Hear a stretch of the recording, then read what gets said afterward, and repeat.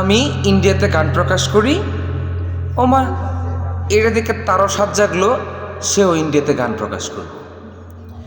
তো আমি তো চিন্তা ভাবনা করে দেই, বুঝা শুনে দেই, এবং আমি কিন্তু একটা পেমেন্ট পাই যেটা কাউকে জানাই না।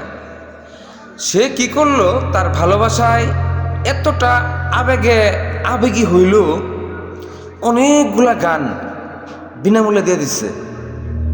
কোনো পারিশ্রমিক তো পাই নাই, বরং গানগুলোকে সুরে বেসুরে মানে বের করার পর মানে গানটাকে নষ্ট করে দেওয়া, যেটাকে ইজ্জত মাইরা দেওয়া, এরকম করে আসছে। তে ঘোড়া ডিঙ্গায় ঘাস খেলে যেটা হয়, তোমার জীবনে ওইটাই হয়েছে, হয় নাই? অনেকগুলা গান দিছ, পিড়িতে মন মজাইছ, আপনি থেকে তুমির মধ্যে আইছ। এখন যদি তুমি 15টা গানও দিয়ে থাকো, মনে করে নিউন লাগবো এই 15টা গান অন্য কেউ আর নেবে না। যদিও তুমি কাউকে কোনো পারপাসে দিতে চাও, তাহলে ওখানে এই গানের লিরিক্সগুলো থাকার জন্য ওরাও ড্যাশবোর্ডে উড়াইছে, এরাও যখন ড্যাশবোর্ডে উড়াইতে যাইব, তখন এই দুইটা পক্ষের মধ্যে এটা একটা কপিরাইট ক্লাইমের মধ্যে পড়বো, এই দুইটা পক্ষ। আর তুমি মাঝখানে, তখন তোমার কি করবো, দুইজনের দুই পাশ থেকে ধরে না, এই যে এমনে সিরা ফেলাইবো, বুঝছ? সিরা টিনের চালা শুকাইতে দিব।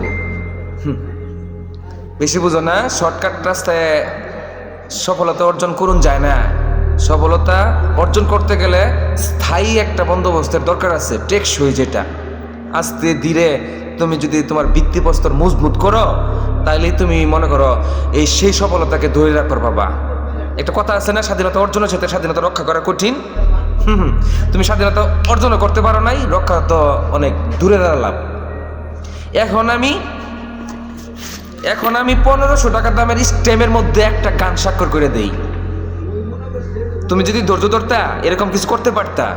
এখন তুমি কবা যে আমি তোমার মিশা স্বপ্ন দেখাইছি না, তুমি যে একেবারে তাড়াতাড়ি সবকিছু করে লাভার চাও, আমি এত তাড়াতাড়ি করি না। আজকে অনেক দিন, 2016 সাল থেকে 2026 সাল পর্যন্ত দেখা হিসাব কইরা 10 বছর উপরে হয়ে গেছে, ধৈর্য ধৈর্যা আজকে এই জায়গার মধ্যে আইছি। আজকে একটা গানের জন্য আমি সাইন করি 1500 টাকা দামের স্টেমের মধ্যে, বোঝা গেল? এরপরে যদি 1500 টাকা দামের স্টেমের মধ্যে স্বাক্ষর করি, তাহলে বুঝে দেওয়া যে একটা পেমেন্টও নেই, বোঝা গেল? গান কোম্পানির যা স্বাক্ষর করে দিয়ে আসি, এই যে আসি আর যাই, গাড়ি তো আর আমার মনে করো যে সমুদ্রেরও না, আমার শালারও না, এগুলো দিয়া দে, খাওয়ায়ও, টেহা পয়সাও দে। এই যে শীতের পোশাক কিনছি, ওই টেহা দিয়া, বুঝুন লাগবো, গাবড়ালে চলতো না, বুঝছ?